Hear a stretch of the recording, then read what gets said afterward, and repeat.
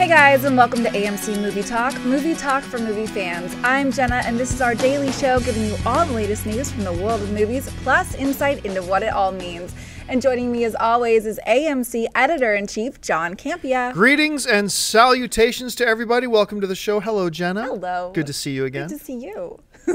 And also joining us is the director of the upcoming film, The Death of Superman Lives. What happened? John Schnepp. Hello, John. Hey, what's up, everybody?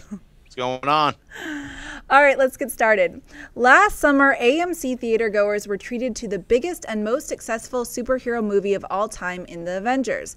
Now it appears work on Avengers 2 is in full motion. Reports have come out that Marvel Studios is officially beginning pre-production work later this year and will start principal shooting for the movie in early 2014 in the UK at Pinewood Shepperton Studios, the same place Marvel is doing much of the Thor 2 shooting. John, what does this news of start dates do for your excitement level for Avengers 2? Blows it through the roof. I mean, it's one thing to think about these films as a concept, you know, oh, I can't wait for the new Star Wars. And I am excited for the new Star Wars. But once we see that first set photo, once we hear that they actually put something in front of the lens, once that, and it becomes tangible, drives my excitement through the roof. Look, Avengers was my favorite movie of last year. I'm not saying it's the best movie of last year, but it was my favorite. I can't remember the last time I had that much fun. I don't think I've ever had that much fun in movie theaters when I watched Avengers last summer. Completely exceeded all my expectations. I think it's the best comic book movie ever made. And yeah, hearing that, hey, principal or pre-production starts in a few months, principal photography set to start shooting 2014. I mean, it just makes it all more real. As a fan, it gets me really, really excited. Schnepp, what about you? Yeah, I can't wait. I think hearing about them shooting at Pinewood, it's just getting closer to Avengers 2. So, you know, I'm also one of those people who love seeing the pre-release photos and behind the scenes on the set. So I can't wait. The world and characters of the 2003 Pixar smash hit Finding Nemo will officially return to AMC theaters on November 25th, 2015, with the sequel Finding Dory. Dory was the character of Ellen DeGeneres, who voiced the friendly but forgetful blue tang fish in the original. Finding Dory will have all of the major characters return, as well as some new ones, and as the title suggests, this one will have a lot more Dory. Schnepp, can you get excited for Finding Dory? I sure can. I mean, hey, it took them 12 years to make a sequel. I didn't think they were ever going to make sequels to Pixar movies. And now we have Cars 2, we have Finding Dory. I'm still waiting for that Incredible sequel. That's the one I really want. Amen. So, I mean, I think Finding Dory, Ellen DeGeneres is adorable. I love the character. Maybe the third one, they will wait till 2050 to make it, and we'll all be dead or something. So...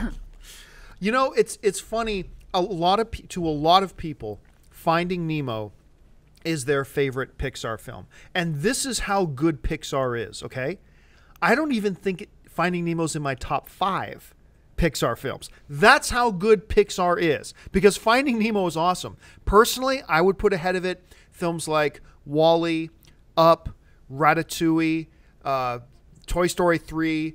The Incredibles, the aforementioned The Incredibles. I mean, that's just how packed and how much of a powerhouse Pixar Studios has been. But I've got to, in talking about any kind of a sequel, and I am excited for Finding Nemo 2. I think Dory was a great character, and I love returning to that world. But whenever you talk about Pixar sequels, like Schnepp brought up, you have to reassert the objection, where is Incredibles 2? That is the one Pixar movie of any of them that is best suited for a sequel, that is dying for a sequel, that has so many places they could go with a sequel, and still no word, no rumor, nothing. Please bring us Incredibles 2. All right, folks. Well, listen, it's that time of the show for Buy or Sell. Here's what's going to happen. In front of her, Jenna has a whole bunch of other items in the world of movie news. She's going to go through them, and Schnepp and I are simply going to say whether we buy it or sell it. So, Jenna, what do we got? While Warner Brothers continues to try to figure out a way to bring a Justice League movie to the big screen, they've been playing around with the idea of a Guillermo del Toro project for Justice League Dark. Justice League Dark would focus on a team of darker anti-heroes in the DC universe, which would include the leader, John Constantine, Swamp Thing, the demon Etrigan, the magician Zatanna, and the Floronic Man. There is still no script for the project nor an actual screenwriter, and at this point, even if the film gets greenlit, Del Toro offers no guarantee that he would direct it.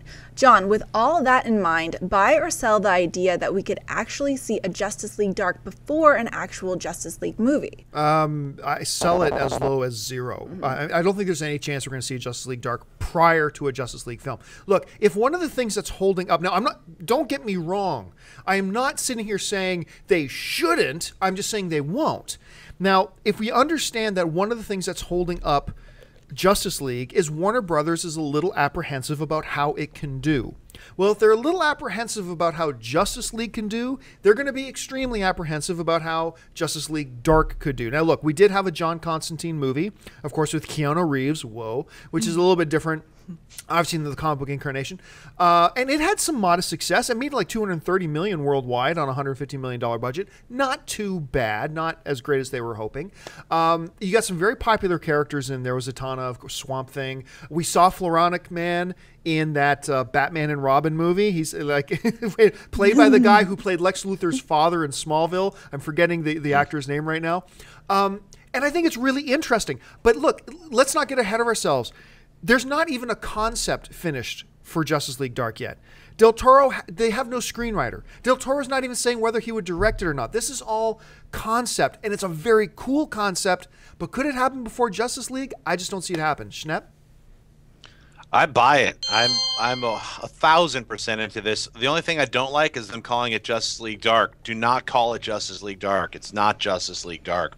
It's basically the best issue of Swamp Thing that Alan Moore wrote. It's like from an annual back in the 80s where they all get in a circle and do this seance to bring this one character back from hell, and it's incredible. So that's what that movie's based on, and they shouldn't be calling it Justice League Dark. I think that's misleading, and I personally can't wait to see it. It's got all my favorite characters that are creatures and demons from the DC universe. It'd be a great way to get into the whole monster thing. And look, you have Percy monsters, you have robot monsters this summer, Pacific Rim. I mean, there's all kinds of monsters popping up. Where's DC's monsters? Let's make it. I mean, Guillermo, I could tell he's into it. I think, I want to see this movie really badly. I don't think they're going to get around to Justice League until about 2020. So, I think we got a couple years to get this one done, but just don't call it Justice League Dark. I think that's misleading to all the fans. So. All right. The first official trailer for Percy Jackson's Sea of Monsters has hit the web and features the returning cast as well as some notable additions of Stanley Tucci and Nathan Fillion. John, buy or sell Percy Jackson Sea of Monsters? I buy it. Look, I'm one of these guys. I really appreciated the first one.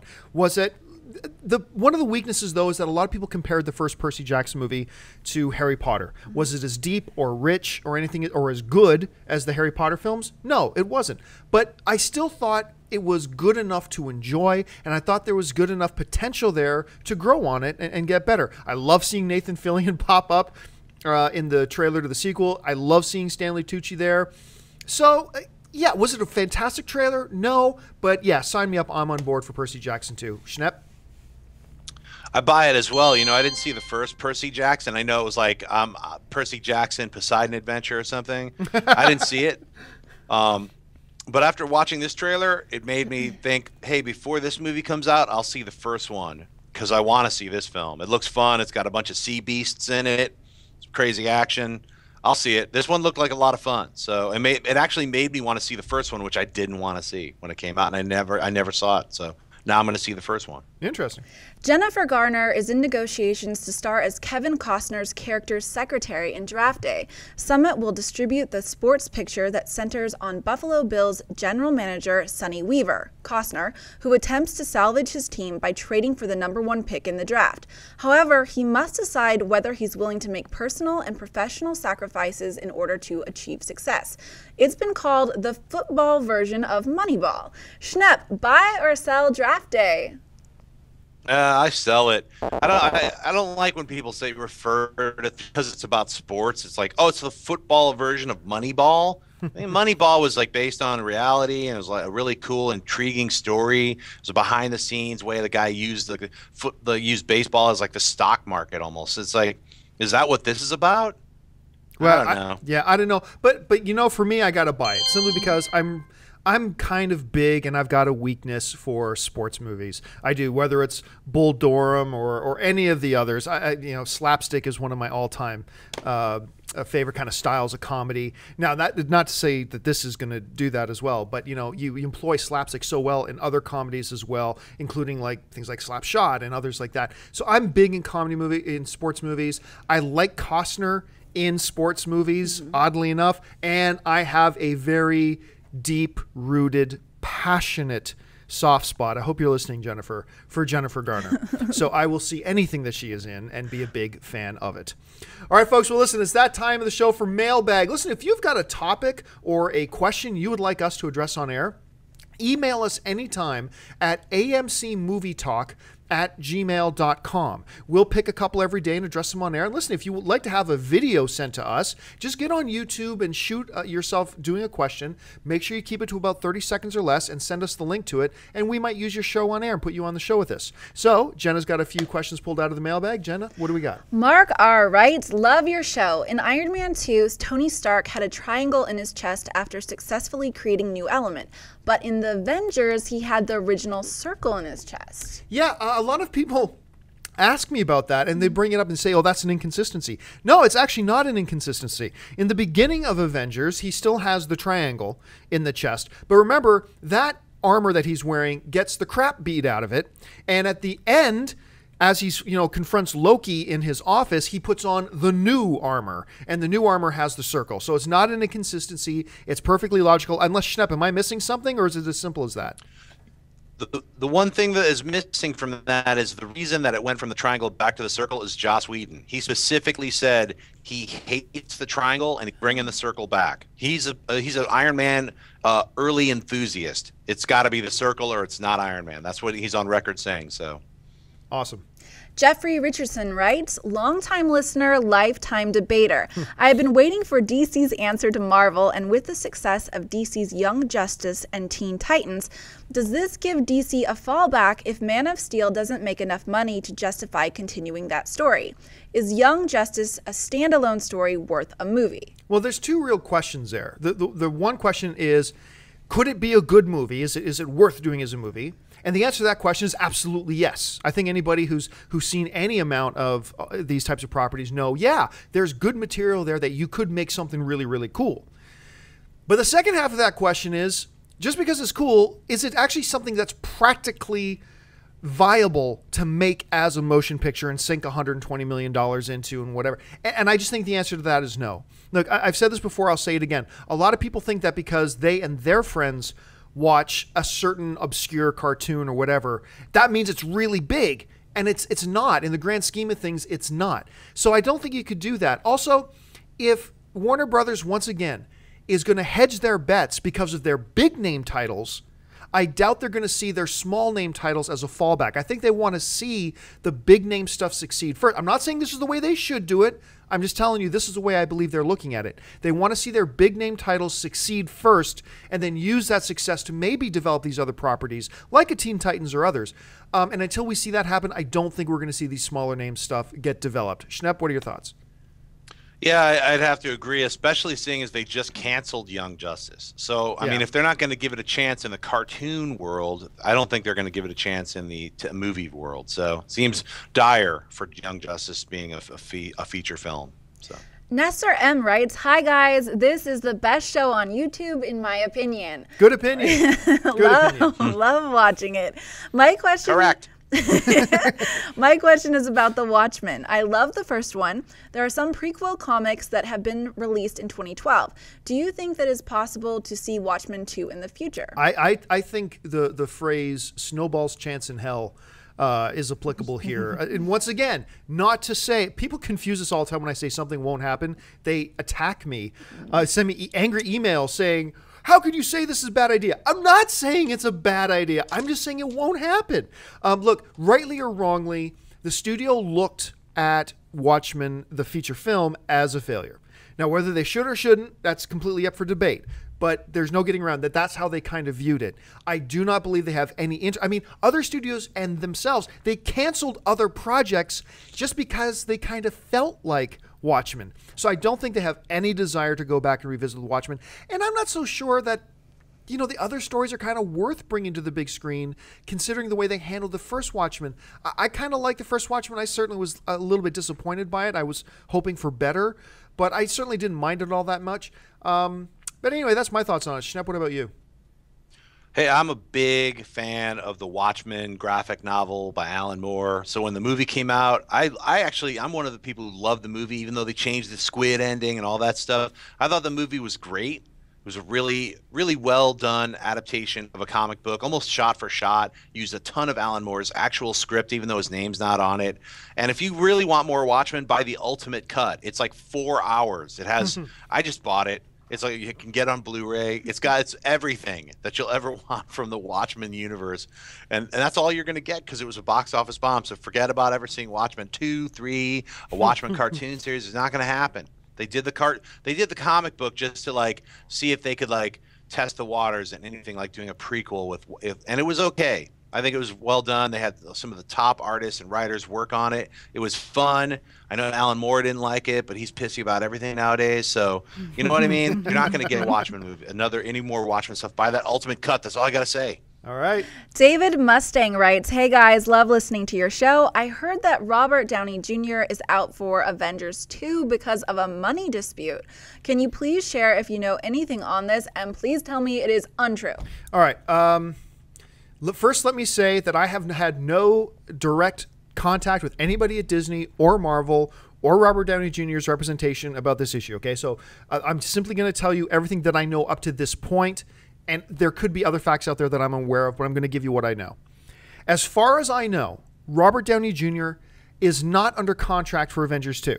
It's not that he's pulled out. It's not that he's declined it. It's just that his contract that he's been under only goes up to Iron Man 3. To the best of my knowledge. So he's not under contract yet for Iron Man 2. Robert Downey Jr. has not ruled out the possibility of coming back for Avengers 2, but he has also, in some interviews, made the statements that suggest that he's okay with them recasting Tony Stark and somebody else coming in and playing Iron Man. You know, when he did the first Iron Man movie, he made the statement in one of the DVD extras. He said, you know, I think I only got about a 5 or 6 year window to do these types of roles. And so maybe he's played Tony Stark an awful lot, and he might be getting kind of bored of it a little bit. So there is absolutely a possibility that we could see somebody else playing Tony Stark. And listen, I do not believe they've had any contract disputes yet over money, but Marvel is notorious for not wanting to pay their actors and directors and things a whole ton of money. They like to be what they would call fiscally responsible with their films and keep their money low. And Robert Downey Jr. made an awful lot of money with the first Avengers. So I don't think Marvel would be all that heartbroken if they replaced him or if they had to replace him. But all things being equal, I do believe we will see Robert Downey Jr. back as in Avengers 2, probably for the last time. But it's no guarantee at this point. Schnepp, at this point, we all know eventually Robert Downey Jr. won't be there as Iron Man. But would you be okay, not loving, but would you be okay with the idea of Avengers 2 with a new Tony Stark at that point? Absolutely not. I think Marvel has got to unload the dump truck at Robert. See, I'm even calling him Tony Stark. At Robert Downey Jr.'s mansion, whichever one they want to unload, the $60 to $70 million. Just dump it into his pool. Give him whatever he wants. It's like, I want half of Chile. Just buy half that country. It's like, whatever he wants, he has to get. Avengers 2, Avengers 3. I mean, remember we were talking about Wolverine? Like, all right, Hugh Jackman's been Wolverine for many, many, many X-Men movies. Yeah. And, you know, it might be the X-Men Days of Future Past might be it. Hey, I think the Wolverine's going to be a giant hit. There's probably going to be a third Wolverine, and Hugh Jackman's probably going to be Wolverine because he loves playing that character so much. I think Robert Downey Jr. loves playing Iron Man, but above and beyond that, Marvel needs him. He's the touchstone to what created their Marvel universe. Edward Norton is not. Robert Downey Jr. is. So you can replace a bunch of Hulks. You cannot replace Iron Man. He's the one who actually jump-started the entire Marvel universe that we know and love. So you can't really replace him. I remember, this reminds me a lot of the story that came out shortly after Avengers left theaters, that, you know, the report was, and I haven't seen anything to dispute this, was that when it was all said and done, Robert Downey Jr. made a little bit over $50 million for Avengers. Whereas Mark Ruffalo, Chris Evans, Chris Hemsworth made around $3 million. And I think Samuel L. Jackson got $4 to $5 million. So there was this huge pay disparity. And I can't, none of this is based on fact, by the way. I'm just saying, I'm just speculating here. I have to wonder if Marvel ponied up and gave Robert Downey Jr., say, another deal that got him $50, $60, $70 million. What does that do to the atmosphere in that clubhouse, if you will, where do you now have to pay Chris Hemsworth $20 million? Do you now have to pay Chris Evans $15 million? Do you have to pay Mark Ruffalo $15 million?